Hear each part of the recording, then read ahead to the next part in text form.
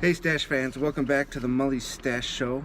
It's Wednesday evening and I want to present to you an idea I have that it came about back when I was an undergraduate. I hope you can see me okay. I had to sit in my truck and I'm in a parking garage, but I don't have a camera with me or a charger with me. I only have my car charger, so hopefully this works out. Anyway, the idea I want to run past you, and this is something I really want you to think about, is called the motorcycle initiative. This is an idea I had when I was an undergraduate. I was taking a sustainability class, and then actually I was taking a couple different sustainability classes with my major, and one of them was the physics behind sustainability, and I had to do a project. The project I chose was to compare cars and motorcycles for the energy they use, the pollution, so on and so forth. This actually presentation, the information I got is about a year and a half old. More things might be, I'm sure things have changed since then, but the gist of it, so maybe just a few things are different, and I'll mention those when we get to them. Anyway, so my goal with the motorcycle initiative is, this is an idea I have. I want to get it rolling. I want you guys to take part. I want you to tell your friends. I want you to tell everybody. I hope this idea gets off the ground. The motorcycle initiative is to save the world 2 wheels at a time. The goal of the motorcycle initiative is to reduce emissions and greenhouse gases by encouraging 25% of commuters that are willing and able to switch from commuting by car or personal vehicle to commuting by motorbike, such as a motorcycle, a scooter, or a moped. I may use any one of those interchangeably, but I don't prefer one over the next, a two-wheeled motorized vehicle. There's many reasons to switch to motorcycles, motorbikes: emissions, greenhouse gases, cost, time, happiness, safety. I'll get into all these actually. So for emissions and greenhouse gases, and if I keep looking down, it's because I have some notes I gotta go off from my old presentation, but the average car weighs over 4,000 pounds, whereas the average motorcycle weighs 400 pounds. Now, there's this thing called embodied energy, and that's embodied energy is the total energy used in the process, the manufacturing process. When you make a product, you use energy. It takes energy to make something. The higher the embodied energy, the higher the waste, the higher the pollution. Now, aluminum is roughly 170 millijoules per kilogram of waste. Plastic is 90 megajoules per kilogram, and steel is 38 megajoules per kilogram. Since modern cars weigh on average 10 times more than motorcycles, that means the pollution alone to manufacture cars is 10 times higher than manufacturing a motorcycle. Also, many hybrids use lithium that comes from China in their lithium-ion batteries. And China doesn't have an EPA like we do. They get their lithium by soil leaching. What they do is they take a whole bunch of soil, they dump it into the ground, it just dissolves everything but what they want, the lithium in this case. They scoop that out and they go on their merry way.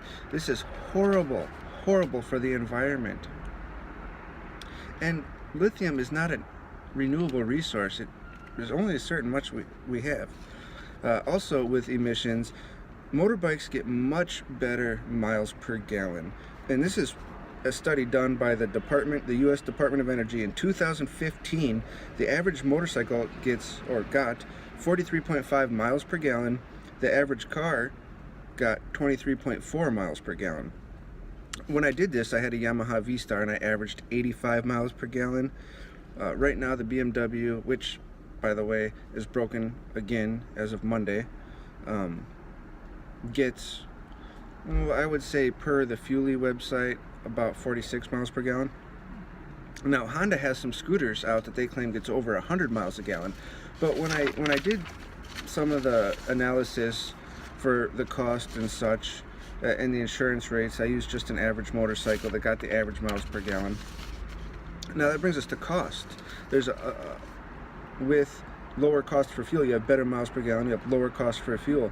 And from imehelp.com, the average American drives 12,000 miles a year. Again, this is a year and a half ago. Probably not much different. But if fuel is $2.19 a gallon, that's roughly $607 a year in gas for a motorcycle and $1,128, so almost double that for a car. Now also there's a lower initial purchase price. According to USA Today, the average new car cost about $34,000, and the average new motorcycle, this is per Axle Geeks, costs about $14,000. Again, so it's more than double to buy a new car, and these are just your average run-of-the-mill cars. Also, there's much lower insurance rates. When I had that Yamaha, I was paying $70 a year for the whole coverage on the motorcycle, and at that time I had a Jeep Wrangler and I was paying $800 a year for just the bare minimum. I've since upgraded the motorcycle and also the vehicle, and I'm paying different insurance rates, but that doesn't matter right now. Parking. When I went to ASU, when I did this report, I was paying $280 a year, a calendar year, for parking at any campus at any surface lot for my motorcycle, whereas the Jeep is anywhere from $480 to $780, and that is just for one lot on one campus. So I could go to any campus, park on any surface lot for, you know, half the price of one car on one lot. And any surface lots are usually much closer than the surface lots you need for the vehicles. This isn't just ASU, this is common in other cities like Seattle, for example. At the time of this report, to drive a car in Seattle and just park downtown costs $30 a day, and a motorcycle costs $3 a day. Now also, to save money, there's lower dependence on foreign oil. And when we have foreign oil, we have to pay import taxes and other taxes. So it's lower cost that way that people may not think about. The next thing is time, and this I actually think is probably the #1 priority for people. I think people's time to them is more precious than saving money or being happy or saving on the environment. That's just what it seems today, the impression I get. But more motorcycles on the road equals less congestion. It's simple math. Now, Gizmag.com published an article talking about the results of a research done by the Belgian consultancy Transport Mobility Levin. Sorry if I butchered that. And per the study, if 10% of all private cars were replaced by motorcycles, that would reduce the congestion by 40%. Now, if 25% of people switched from cars to motorcycles, that would eliminate congestion completely, and it would reduce the pollution by 20%. Now, parking, motorcycles usually don't have to battle for parking spaces. I mean, if you ride together, you can get about 3 average cruisers or bikes of some sort in an average car parking spot. If you go to Walmart or the grocery store, you park right up by the front, the shopping cart return, there's usually walls there. Never have a problem. Also, to save time, you can use the HOV lane in Arizona. I don't know if other states it's legal, but in Arizona it is legal for a motorcycle any time of day, even with one passenger, one rider, no passengers, to drive in the HOV lane, and that saves much time. I don't know if you've ever been to the Phoenix Valley in rush hour, but traffic is more like a parking lot than moving. Also, lane splitting saves time. In California, lane splitting is where you drive between cars. Lane splitting was tolerated, but they actually officially made it legal after much research was done, and they proved that lane splitting is actually safer because motorcycles get in less accidents if they can go between cars and not have to sit stopped in traffic. Which brings up the next point, safety. More motorbikes equals less cars. Again, simple math. And I understand math is hard, but believe me, I do okay at math. And if you have more motorcycles, people commuting by motorcycles, you have less people commuting by cars. So with fewer cars on the road, that is safer for everybody. And you may think that, well, commuters is commuters, but I'll get into some other things why it's actually safer in a sense to commute by motorcycle in just a moment. I guess if you have less people on cars, you have less distracted drivers. For example, when you're on a motorcycle, or when I'm on a motorcycle, I pay attention to the road. I don't have gizmos or gadgets, or I don't have my phone to go through Facebook, and I'm not playing with the radio or reading the newspaper or shaving. I mean, the things you see, right, when you're riding and you actually pay attention. Just next time you're on the road, I want you to just look around, see how many people are texting or what they're doing. But a lot of people don't pay attention. It's actually scary. But people on motorcycles are much, much more in tune with the road. It's easier for them to recognize road hazards because they're paying attention. It's safer because they have a feel for their vehicle. So if something's about to go wrong, or maybe it's about to break down, they may feel it better than they would if they were in a car. Also on a bike, if you're paying attention more, you're quicker to react to dangers, safer. Now, my personal favorite reason is happiness. The reason I ride, I mean, there's all these reasons, but happiness. And there's a sense of freedom. I can't really describe it. I guess it's my own personal Shangri-La. And if it's just you and your faithful steel steed and the road, you're free. You're just free. Now, like I said before, you have a better feel for the road, but you also don't have self-driving motorcycles, and you don't have the autopilot, or the where it automatically brakes for you or brings you back into your lane when you're texting and not paying attention. And maybe people don't like this, and it's a big thing for me, but I am in control of the bike. I tell the bike what to do, and it does what I tell it to do. It doesn't go against me. It doesn't do its own thing. It only does what I tell it to do. So I'm in control of the vehicle. And I think that's one of the reasons that I drive stick shift. Always is so I can control, so I can drive. Also, happiness is being in harmony with nature. There's nothing like noticing the fresh cut grass smells, or the unrestricted view you get of, say, the mountains. Just, you can see more of nature and you can enjoy it more. You're out. You're not sealed off from it. You're out in it, and that makes me happy.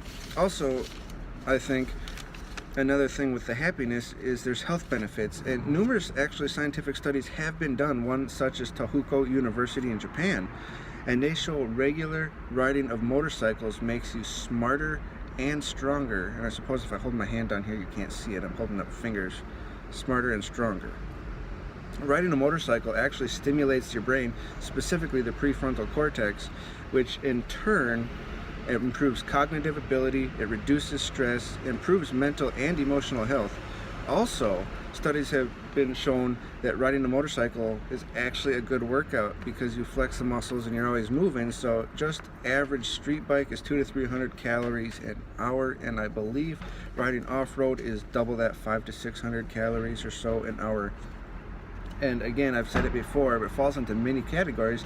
Spending less money on fuel makes people happy. Well, it makes me happy. And if you guys like throwing money away on needless things, feel free to send it to me, because I won't be spending it on gas because I'm saving so much. Also, there is a bicycle or motorcycle style for anybody. There's cruisers, sport bikes, full touring bikes, off-road bikes, scooters, mopeds. The list goes on. If you want to be truly happy with your vehicle, there is so many bikes to choose from. More and more are coming out every year, which means more and more used bikes. You will definitely be happy with what you find. So the bottom line here is motorcycles are a proven green technology. They are cheap to make, they are cheap to operate, they use less resources to manufacture, they are better for the environment when you manufacture. That is a proven green technology. Again, they've been around for more than 100 years. They're still going. Now, I want to compare this to the Prius because that's a relatively new technology. I'm looking at one pulling up right now. It's a relatively new technology. They use mind-blowing amounts of energy to produce, and they don't work nearly as efficient as they could. And I implore you to look this up for yourself if you don't believe me. So the way I figure is, if you actually want to be green, you'll ride a motorcycle, but if you just want to claim that you're green, socially acceptable, get a Prius. Also, motorcycles are a viable option throughout the world. in the United States, we think of them as a novelty, and that is really, really unfortunate. Take Thailand, for example. 87% of people there own and operate motorbikes as their primary means of transportation. That's according to pewresearch.org. In Europe, for example, motorcycles are actually used as emergency vehicles. They use them to transport blood or organs at high speed. Also, and this is really cool, they use gold wings as tow trucks in Europe. Look it up, you can see pictures. They are neat to see a motorcycle towing a big old car, and it's like this full down front end dolly attached to the rear end of a gold wing. It's really cool. Motorcycles are actually practical for a means of transportation. They are very practical. Also, if you have a touring bike like the Goldwing, for example, and when I looked at this, the Goldwing currently at that time had 147 liters of storage space, which rivals many small cars. So it is practical to haul your stuff. You can go grocery shopping, you can go to school, you can take a friend, you can do all sorts of cool stuff. You can haul, so it is practical. Also, now, don't be embarrassed. You're probably alone watching this, and I want you to think, and I want you to be honest with yourself. How many of you commute daily single occupant in your car or your truck? You know, I know you can see, Mully, you're sitting in a truck right now. I know, I'm using the Charger, and yes, I have a truck. I also have a motorcycle, which is my primary means of transportation, but not my only means of transportation. I have a wife, I have dogs. I need to get stuff sometimes that won't fit on a bike. So I'm not saying make a motorcycle your only transportation, but make it your primary transportation if you are willing and able. But I never said don't have a second vehicle. But please, did you commute by yourself today when you didn't need to? So you like this idea, you say, wow, Mully, that's good, but how do we get people to switch? Well, first, we got to tell everybody. I want you to shout it on the rooftops if you want to. I want you to show this video to somebody you know. I want you to forward this video. I want you to tell everybody and anybody that will listen. Other ways to get people informed about this is I think the government could offer a tax credit. At the time of writing this, the government offered a tax credit of around $1,300 for buying a hybrid car. They could do the same thing for motorcycles, especially since the average motorcycle gets the same or better miles per gallon than a hybrid. They should also have local, state, and federal incentives, such as little to no cost parking like Seattle does. Possibly, since they have bicycle-only lanes or HOV lanes, they could have a motorcycle-only lane. Also, I think if the government legalized lane splitting and people would say, wow, that saves so much time, let's do it. Time is important. But the biggest thing for me, I think, would also be safety. I don't want everybody to switch. I want those who are willing and able to switch, but I also want them to be safe when they do it. So I think if the government, say if you commuted X amount of time on a motorcycle, they should give you a voucher for maybe free safety equipment or discounted safety equipment, which the dealers could also maybe have a program that I believe everybody should get their license through a training program, not just hop on all willy-nilly and take off. So I think if you buy a motorcycle at a dealer, they should give you a free training to get your motorcycle license. I mean, any class you can get is maybe, what, $300 to get your license. There's no excuse that the dealers couldn't do that. The dealers could teach it themselves on their property. So they should give you free training, and they should also include a helmet and gloves, because nobody should ever ride without a helmet or gloves, ever. Now, another big thing people say, but it's dangerous. Well, yes, it is dangerous. Motorcycles are more dangerous than cars. However, per the Hurt report, about 50% of all motorcycle accidents are involved with drinking and driving, or the motorcycle rider drinking and driving. We eliminate that. The second biggest thing is people riding bikes that are too big for them. You know, somebody that's young, that's never ridden before, gets their license and they get a 1,000cc liter bike and they just take off. Dangerous, dangerous. Not smart for the salesman either, because if the salesman starts you off on something small, then he knows you're going to buy something a little bigger, and then he knows you're going to buy something bigger. But if he sells you something big that you're going to kill yourself on, not good for repeat customers. But also, wearing appropriate safety gear lowers the fatality and injury rate. You may not look cool, but throw a sticker on your helmet. Safe is what matters. So you wear your gear, you don't drink and drive, and you don't drive beyond your limits, and that actually lowers riding a motorcycle to only about 11% more dangerous than a car, and there's many more things dangerous than driving a car. Also, Europe has a thing I actually agree with, surprisingly, that they have a tiered motorcycle license. That means if you get your motorcycle, you are required to start off on a small bike, I believe 200 or 50 cc for X amount of time. Then you have to get tested, you have to show your skills, and then you can move up to something that's around a 500 cc. Again, may have changed since I did this report, but after so many months or years on a 500 cc bike, and you show by testing, written, and actual tests, a riding test, that you can be trusted and safe on something bigger, then you can get another bigger bike. I believe that's very good. And in fact, I don't know of any car you can go buy stock today that would beat like a liter bike. You just can't. The Kawasaki makes that Ninja 8.2, and it has something like a 2-to-1 power to weight ratio. Bragging rights, maybe. Practical for the road, no. There's no reason you need a 300-mile-an-hour motorcycle. And you're not going to find a car that fast just off the showroom floor, but you can go spend $5,000 on a bike on Craigslist and get one that's stupid fast. You don't need to, but I'm an equal opportunity motorcyclist, and if you really want to, and you're going to use it as commuting, okay, you can ride. Also, and I believe you can ride. If you can ride a bicycle, you can ride a scooter. I'm almost certain of it. I'm not guaranteeing you 100% because there's always the exception to the rule, but I've known people that rode bicycles, never been on a motorcycle, never been near a motorcycle. They've hopped on a little 50cc moped or a scooter and taken off and ridden it. I mean, a moped actually has big wheels and a frame like a bicycle. It just has a little tiny motor, not unlike those bicycles you see where people add engines to them, and sometimes those engines are bigger than moped engines. Again, I don't recommend riding one if you don't have the training, but I've seen people do it. So really, I mean, we can save the environment, we can save money, we can be happier, we can be safer, and we can get there in so much quicker time, especially around the holidays when you don't want to screw around trying to find a parking spot and then get all that road rage just to find a parking spot. We don't need that. We can do it cheaper, we can do it easier, we can do it faster, and we can have so much fun doing it, and we can look cool doing it. So I want to know, what is your excuse?